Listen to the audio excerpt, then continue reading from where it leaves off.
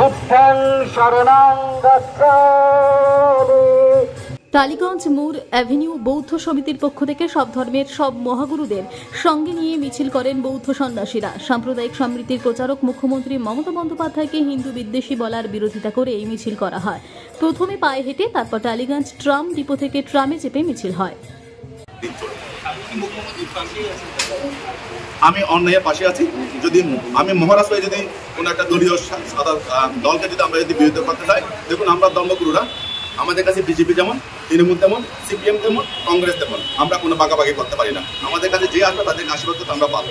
সুতরাং আমরা যে পার্টি আসবে তাদেরকে আশীর্বাদ করবো, কিন্তু যে পার্টি অর্থাৎ আমরা কখনো ধর্মগুরু হয়ে বলতে পারি না যে আমি অমুক পার্টিকে বসতে দেবো না, নিতে আমরা বলতে পারি না। যদি কার্তিক মহারাজ বলে থাকেন আমি মুখ্যমন্ত্রীর পাশে, যদি কার্তিক মহারাজ না বলে থাকেন আমি কার্তিক মহারাজের পাশে।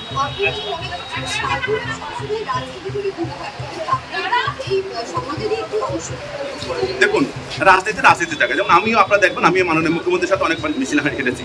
আমি আমাদের মাননীয় বিরোধী দলীয় নেতা শুভেন্দু অধিকারী হোক, আমাদের মাননীয় বিমান বসু হোক, মাননীয় অধীর চৌধুরী হোক, তাদের সাথে আমাদের বিভিন্ন মিটিং হয়েছে। তাই বলে এই নয় যে আমরা কোনো রাজনীতি দলের সদস্য হয়েছি। আমরা তাদের যখন তারা আমাদের কাছে আসেন বা আমাদেরকে ডাকেন, আমরা শান্তির জন্য, ঐক্যের জন্য আমরা সবার কাছে যাই। কিন্তু এই নয় যে আমরা কোনো রাজনীতির সাথে যুক্ত হব। আমরা সন্ন্যাসীরা, আমরা সাধুরা। এখানে আমরা যোগী আদিত্যনাথজি নয় যে আমরা উত্তরপ্রদেশের মুখ্যমন্ত্রী, তিনি অফিসিয়ালি রাজনীতি করছেন, তিনি রাজনীতির অধিকার আছেন। কার্তিক মহারাজ অফিসিয়ালি রাজনীতি করছেন না। সুতরাং কোনো এরকম মন্তব্য আমাদের থেকে আসা উচিত নয়। কারণ আমরা চাই মুখ্যমন্ত্রী হোক বা প্রধানমন্ত্রী হোক, তারা যেন তার থাকেন এবং সবাই সবার পক্ষে থাকেন। আমরা এই মুহূর্তে এখান থেকে টালিগঞ্জ সম্পত্তি বুদ্ধ মন্দির থেকে আমরা টালিগঞ্জ ট্রাম ডিপো যাবো। ওখান থেকে আমরা বুদ্ধ পূর্ণিমার শুভেচ্ছা বার্তা দিয়ে, মানুষের মধ্যে ঐক্য সংহতির বার্তা দিয়ে আমরা একটা ট্রাম যাত্রা করবো বালিগঞ্জ পর্যন্ত। আমি ডক্টর অরুণজ্যোতি বিক্রু, অধ্যক্ষ, টালিগঞ্জ সম্পত্তি বুদ্ধ বিহার।